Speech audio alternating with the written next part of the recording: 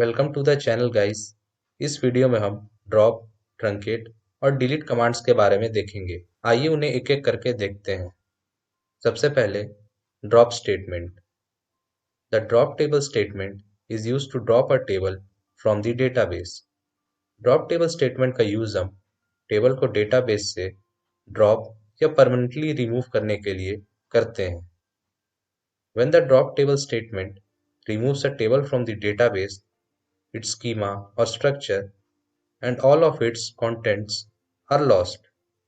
There is no way to recover the data. Drop table statement apply करने के बाद table का structure और उसमें स्टोर्ड कंटेंट लॉस्ट हो जाता है। हम डेटा को रिकवर भी नहीं कर सकते। Note: most RDBMS will restrict the dropping of a table if it has attributes being referred to by attributes of another table. This is called the referential integrity constraint. इसको example से समझते हैं।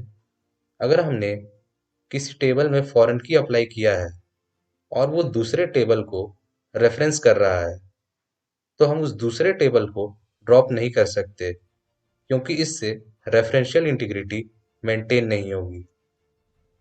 इसका syntax कुछ ऐसा है: drop table keyword, फिर table का नाम जिसको ड्रॉप करना है।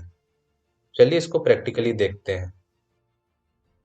यहाँ पर हमने इन्फो नाम का टेबल ऑलरेडी क्रिएट किया हुआ है।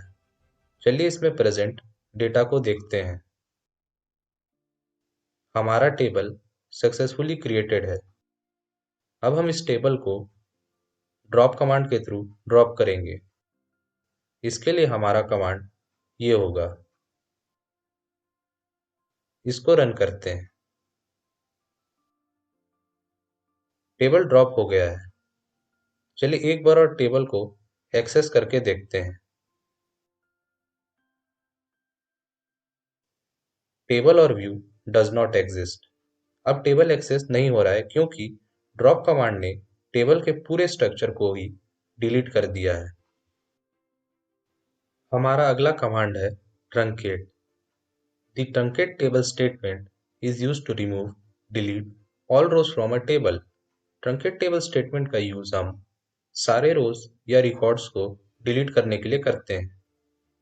When the truncate table statement is used, all the contents of the specified table are lost, but its definition remains intact. There is no way to recover the data. It releases the memory occupied by the contents of the specific table. Truncate table command apply करने के बाद table के सारे content lost हो जाते हैं और उसके थ्रू ऑक्यूपाइड मेमोरी भी डिलीट हो जाती है। एक बार कमांड अप्लाई करने के बाद हम डेटा को वापस रिकवर नहीं कर सकते हैं। हालांकि जो टेबल का स्ट्रक्चर है, यानी उसका नाम और उसके अंदर के कॉलम्स अनअफेक्टेड रहेंगे। इसका सिंटैक्स देखते हैं। इसका सिंटैक्स ड्रॉप टेबल जैसा है, बस ड्रॉप कीवर्ड की जगह ट्रंकेट कीवर्ड लिखना है। चलिए इसको प्रैक्टिकली देखते हैं। हमारे पास इन्फो नाम का टेबल क्रिएटेड है। पहले हम इसमें प्रेजेंट डेटा को देखते हैं। ट्रंकेट कमांड के थ्रू हम टेबल में प्रेजेंट इन सारे रिकॉर्ड्स को डिलीट कर सकते हैं। तो चलिए ट्रंकेट टेबल कमांड को रन करते हैं। Table truncated. अब टेबल के रिकॉर्ड्स को सिलेक्ट कमांड के थ्रू फिर से देखते हैं।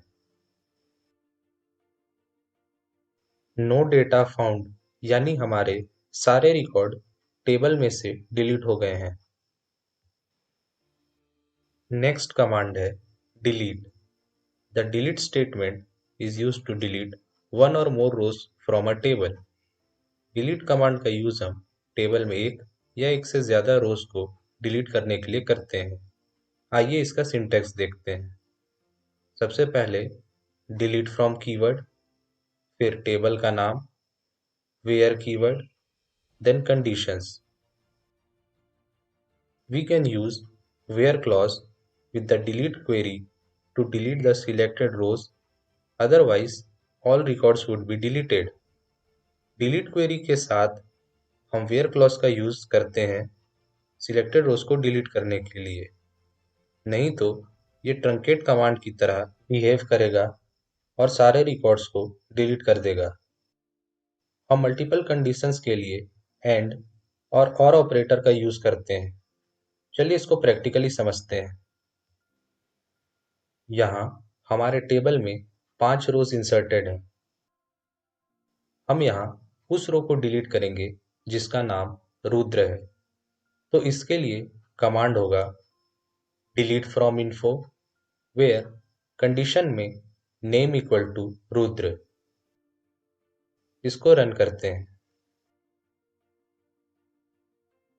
1 रो डिलीटेड।